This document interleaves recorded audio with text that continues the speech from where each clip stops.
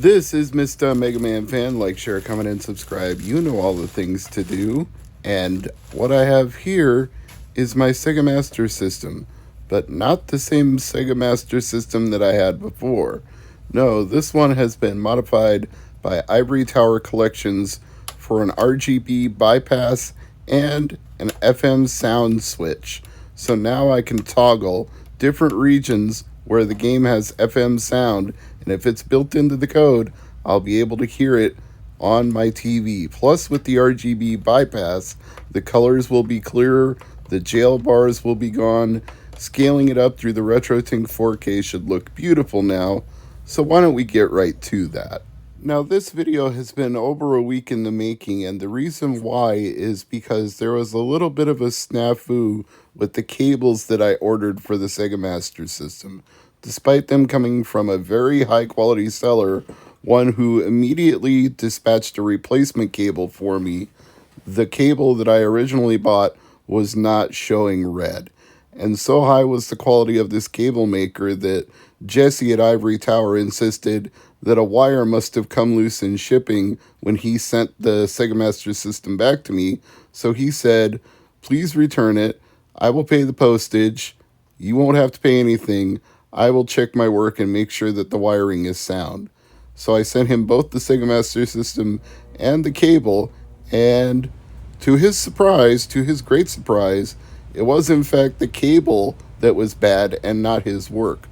But this replacement cable that I got arrived the same day that the Sega Master System came back. Despite the replacement cable having to come all the way from the United Kingdom and the console only having to come from Tulsa to Omaha, they both arrived at the same time.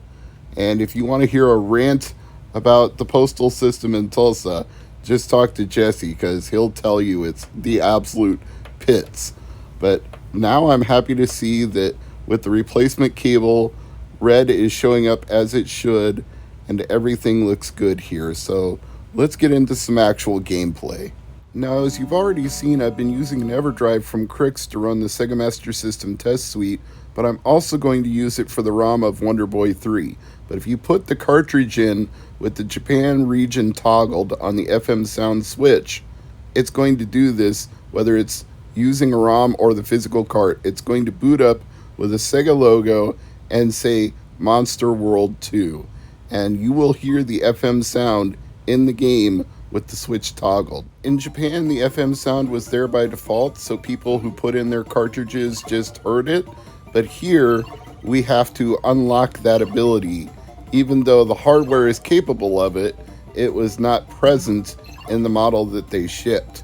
So it's silly that we have to get something that Japan got by default. And it's even sillier that the code for the music is in the North American game, even though we didn't have the ability to hear it until this mod existed.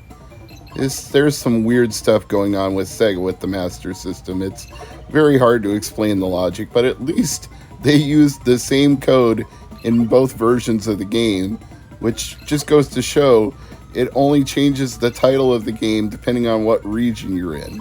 Now, that is a pretty common thing for Sega, actually, because if you do that with Genesis imports and you play around with them, you can get different title screens to show up based on whether it thinks you're using a console for the US market or for the Japanese market, like Truxton and Tetsujin. It'll display the name depending on where it thinks you are. And you can try this for yourself, either with an emulator or the analog Mega SG. Just change the region and watch the names of certain games change, because the code is the same, the region is all that changed.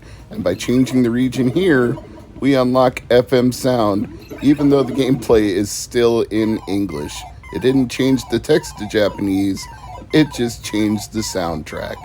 And it's a much richer soundtrack. You can hear more bass, more instrumentation with the FM synthesis enabled. It really sounds good.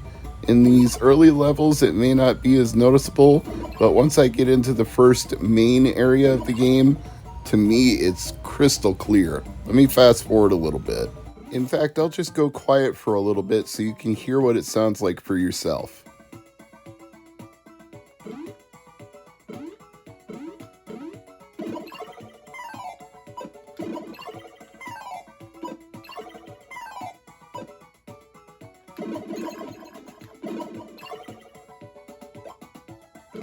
Now, I'm not saying the original soundtrack sounds bad. Wonder Boy 3 is a classic either way, but with the FM sound, you're getting a much more defined, much richer experience as the programmers and designers intended it to be. So why not get the full experience that they wanted you to have? I think this is awesome. I love how clear everything looks now with the bypass. The jail bars are basically gone. The colors are much more vivid coming through the bypass to a component cable, scaled up through my retro tank, which keeps everything lag free. It just looks and feels great. It's so much fun to play Sega Master System this way with the best possible video, the best possible audio. I can't thank Jesse enough. He does fantastic work, so he should trust in his work. He really believed that something had gone wrong with his work, but it was a bad cable that was keeping me from seeing red, and not anything that he did. I think he was seeing red with the postal system, given that he paid for priority shipping and it took over a week to get here. But apparently, they don't guarantee delivery on priority. That's just a quote-unquote estimate. He's had this debate with them before. So, I'm sorry you went through that, Jesse. And hey, I'm sorry I went through it with a bad cable. But everybody made everything right. I got a replacement cable that works. Jesse checked his work and paid for the shipping. It just happened to be a weird time in everybody's lives with this situation. Happily, it all worked out in the end. I'm Mr. MegaManFan. Thanks for watching, and I'll see you again in another video. But bye for now.